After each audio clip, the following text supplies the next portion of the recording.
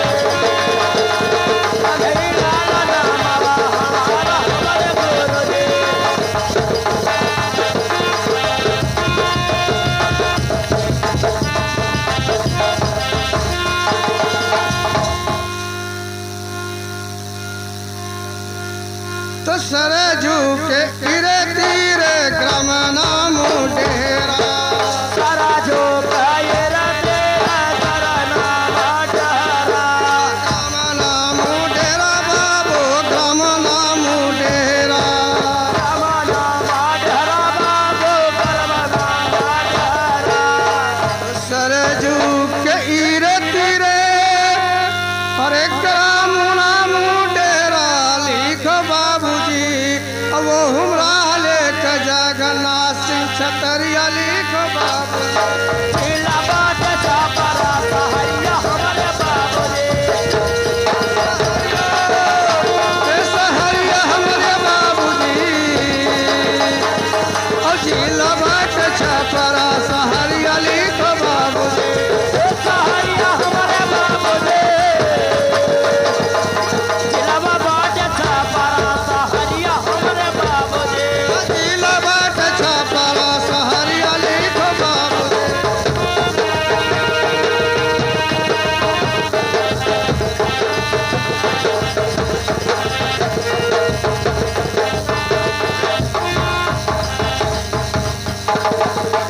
चाचा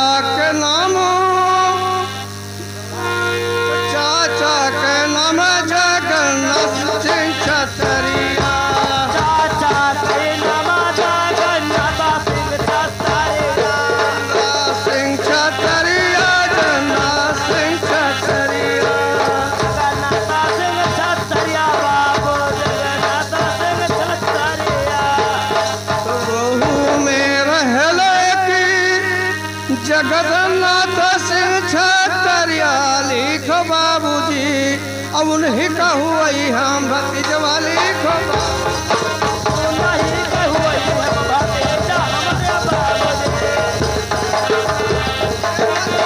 लिखो बाबूजी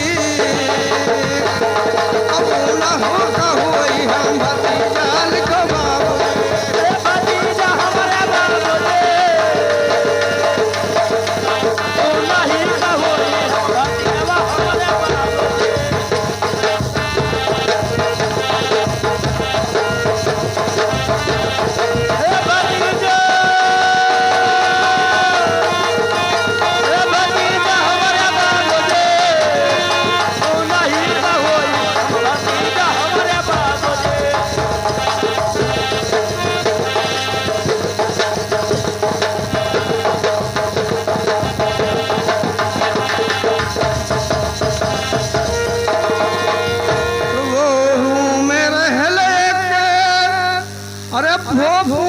छतरिया लिखो बाबूजी और जह कभी जाल सिपहिया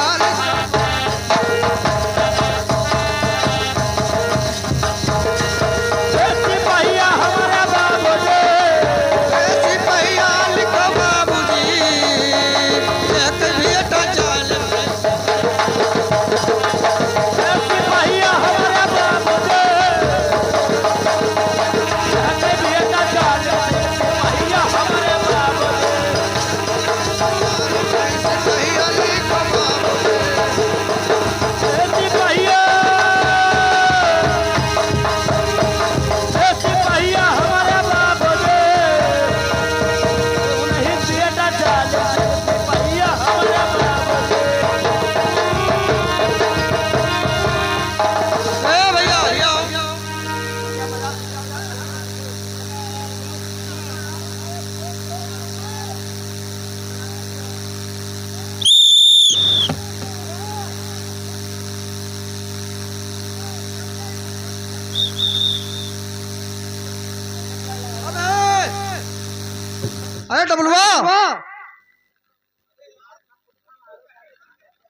अबे साले तुम लोग कहाँ भाग रहे हो?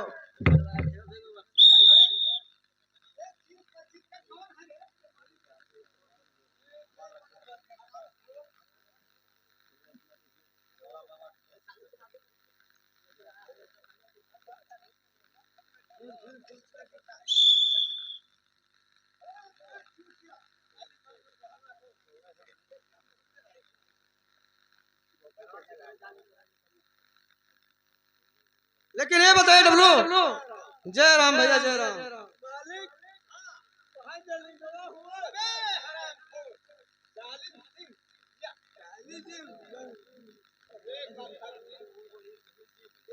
राइट बोला भैया।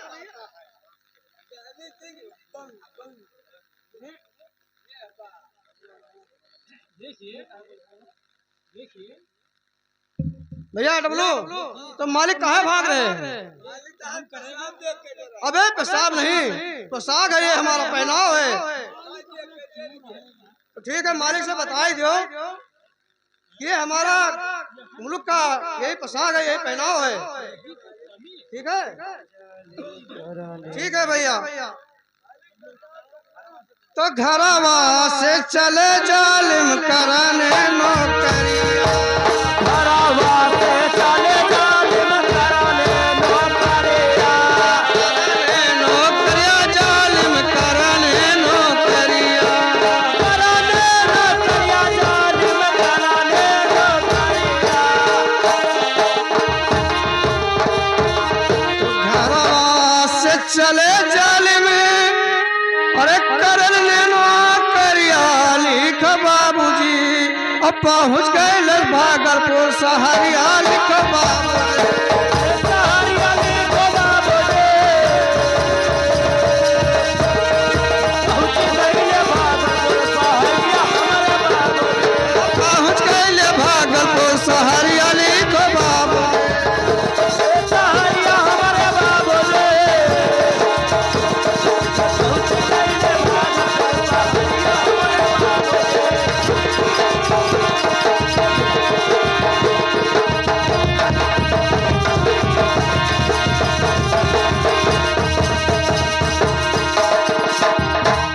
तो विषय है बारिश बाबू हमारी उमरिया, साहेब बारिश बाबू हमारे उमरिया, हमारी उमरिया बाबू हमारी उमरिया। हमारे उमरिया बाबू हमारे उमरिया। बरसी बाबू जी हमारी उमरिया, और सोनापुरे मसासुरा लिख बाबू। सोनापुरी माता सोनारा हमारे बाबूजी, ससुराल हमारे बाबूजी, और सोनापुरे मसासुराल हमारे बाबूजी। सोनारा लिखो बाबूजी, सोनापुरी माता सोनारा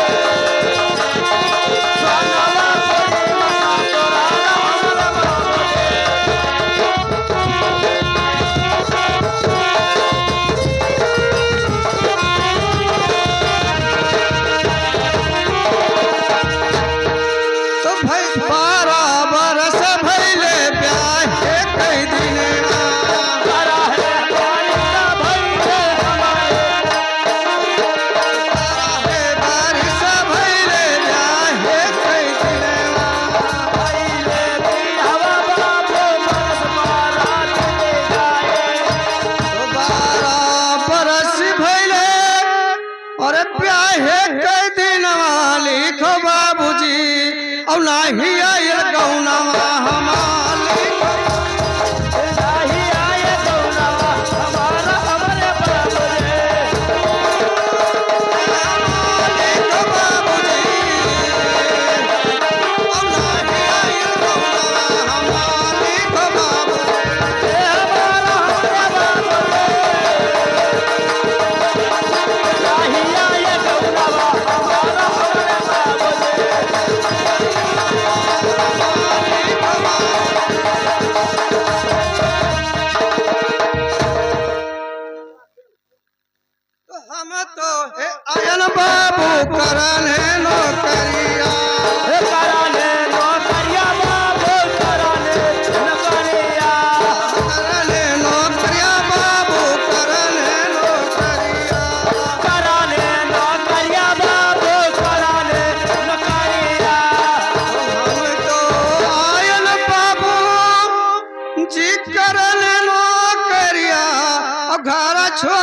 मातावा अकेल हमरे बाबूजी सारा छोड़ा मातावा अकेला हमारे बाबूजी हे अकेल हमरे बाबूजी ओ घर छोड़ा मातावा अकेल हमरे बाबूजी अकेला हमारे बाबूजी सारा छोड़ा मातावा अकेला हमारे बाबूजी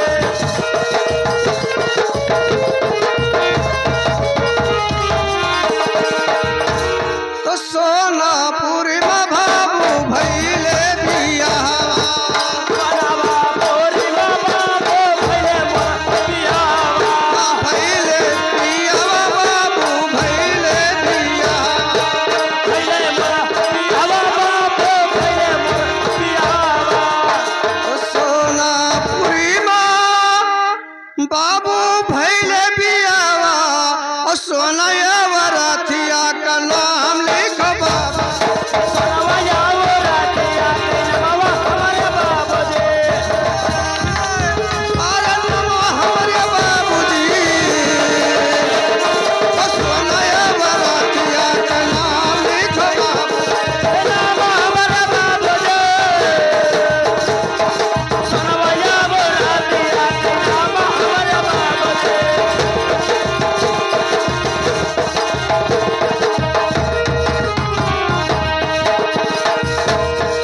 बाबूजी हमारा नाम गाम लिख गया। अब आप मुझे अब काम बताइए। चमनलाल ये इधर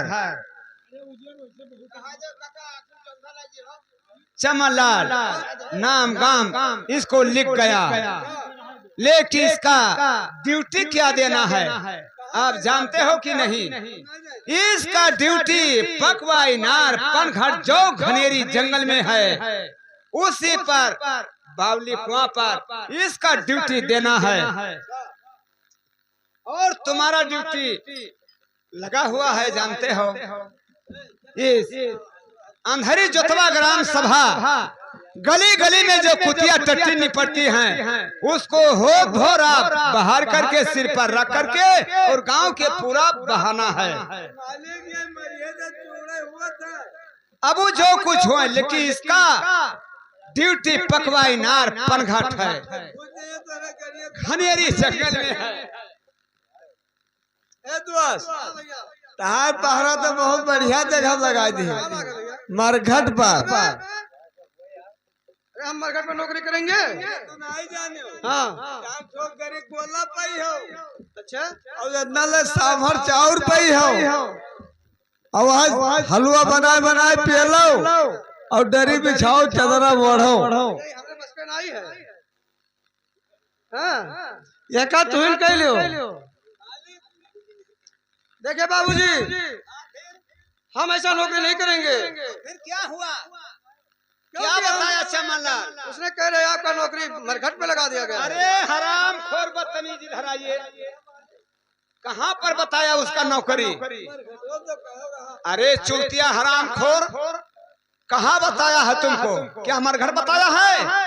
पकवा इनार पनघट बताया है, जो घनी जंगल में बावली कुआं है उसी पर उसका ड्यूटिया लगेगा। तुम्हारे समझ में गलत हो गई। ठीक है मालिक।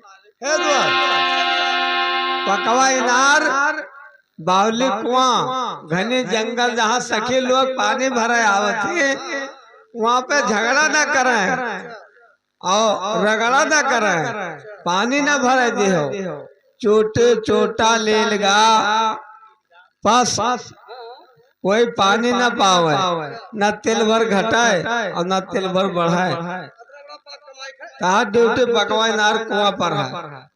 ठीक है भैया, नौकरी ना करी तो क्या करी, है नहीं? ठीक है भैया। लेकिन भैया सुनिए, जैसे आप मुझे जंगल में भेज रहे हो तो वहां पे बाघ भालू है, कुछ हथियार हथियार की जरूरत है कि नहीं है?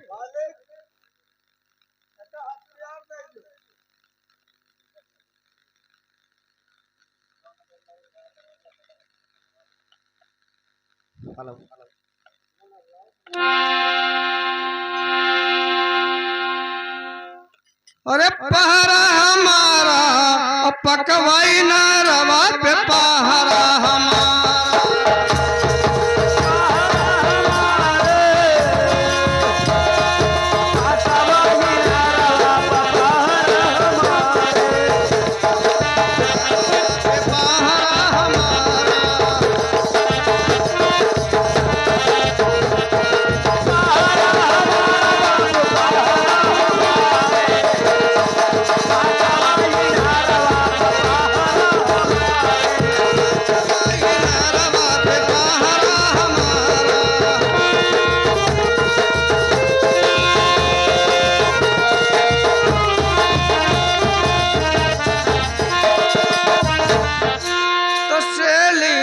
टोपी है राजा जी ने दीना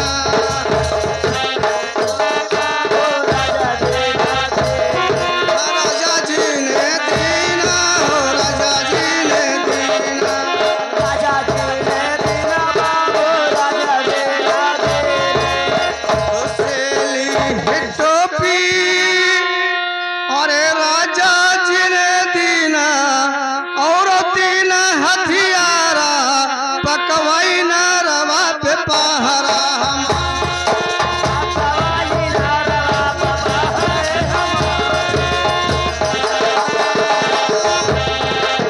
पकवाई न रवा पे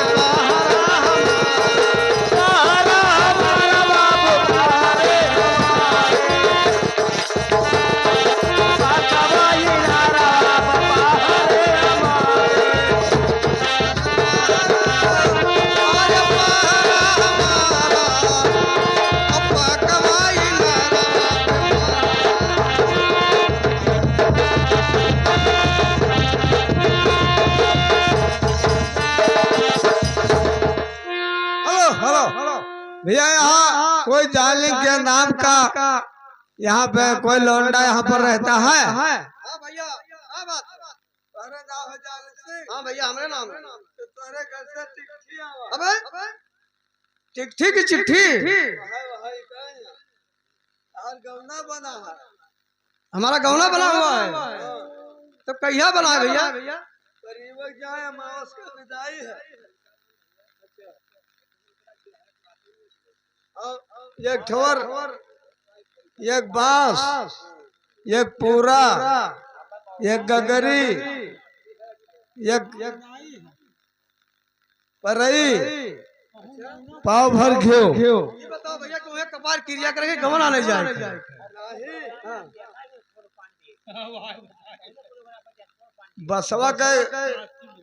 बसवा जो रहे तो मारो गाड़ा जाए और पुरवा के ठठरी बांधा जाए और गगरिया के कलसा धरा जाए और परवा में यहाँ बातें धैकर और घिया नाई के जोत जलावा जाए। हाँ लियो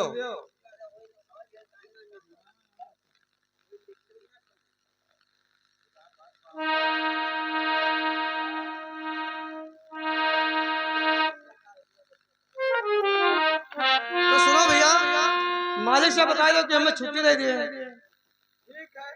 हाँ तो आ जाया का दसिया बाबू कल दुआ दसिया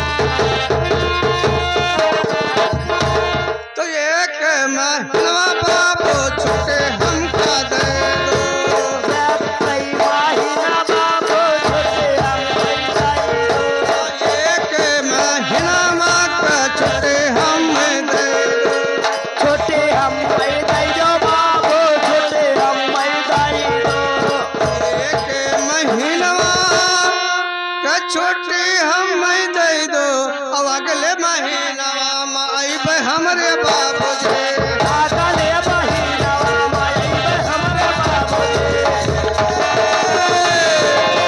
अरे आई पे हमरे बाबू जी अब अगले महीना आई पे हमरे बाबू आई पे हमरे बाबूजी अगले महीनवा से आई पे हमरे बाबूजी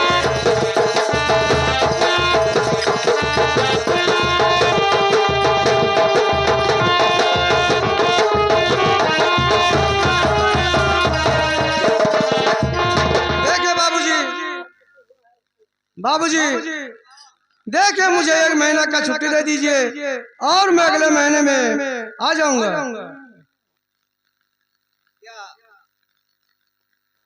एक महीना की छुट्टी मांगते हो? अबे चमन ललवा, अरे थवन के बच्चे हरामखोर, ये इसका भी 2.5 महीना काम करता भवा है और आज अंत पर यहाँ कहता है कि 1 महीना की छुट्टी दे दो और उसका गौना बना है, तुम्हारे थवना बना है। तुम अपना अपना थवाना न गाँव जाओगे, वो अपना गौना न जाएगा। यहाँ काम कौन देखेगा?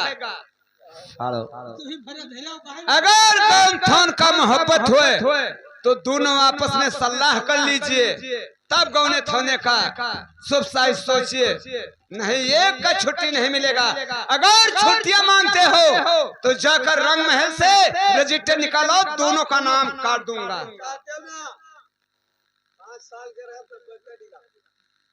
ठीक है, रजिस्टर लाइए और दोनों का नाम काट देंगे। जाइए अपना गौन निपटाओ, अपना गौन निपटाओ, तो अपना थोन निपटाओ। तो फिर जाकर दोनों सलाह कर लीजिए, आपस में शर्त लीजिए। उसका नौकरी तुम देखेगा, तुम्हारा नौकरी वो देखेगा। इस तरीके से अपने घर चले जाओगे और भी छुट्टियां नहीं है।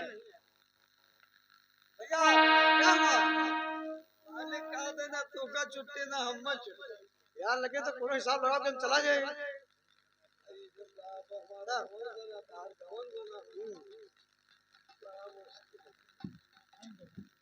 जुगाड़ लगा के निकल जाए हम।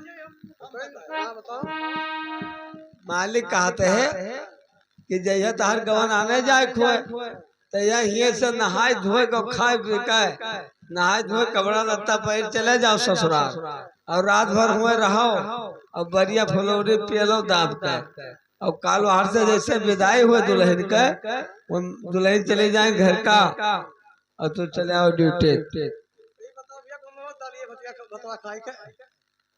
और कोनो मतलब नहीं है ना, तो हमें छुट्टी से हमें फुल छुट्टी देवा तो बाद में चला जाओगे। थवन तो है था तब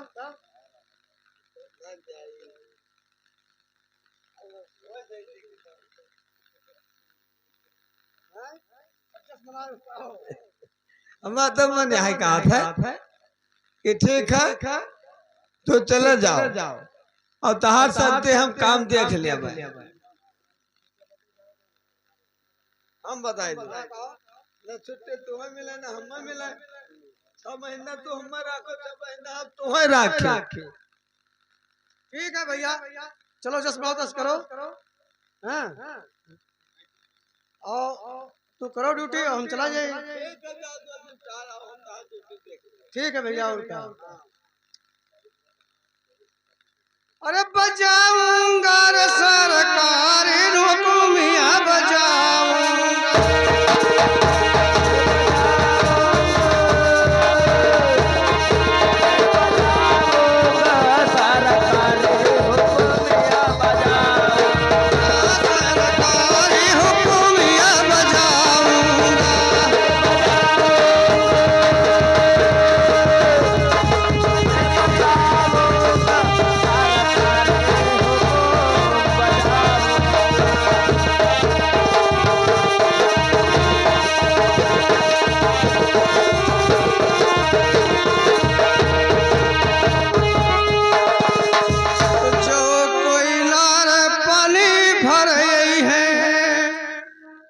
तो जो कोई नारे पानी भर गई है, अरे गोलियां मार भागाऊंगा सरकारी हुकुमिया।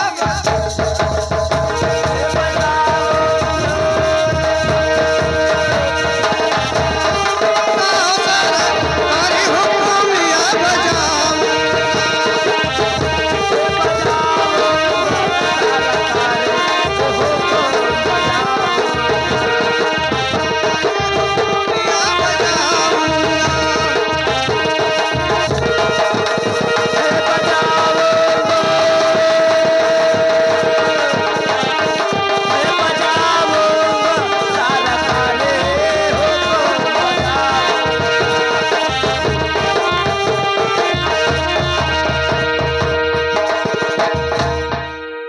देखे भैया डब्लू, चले आप मुझे पनघट दिखाइए और मैं वहीं पे अपना काम शुरू करता हूँ।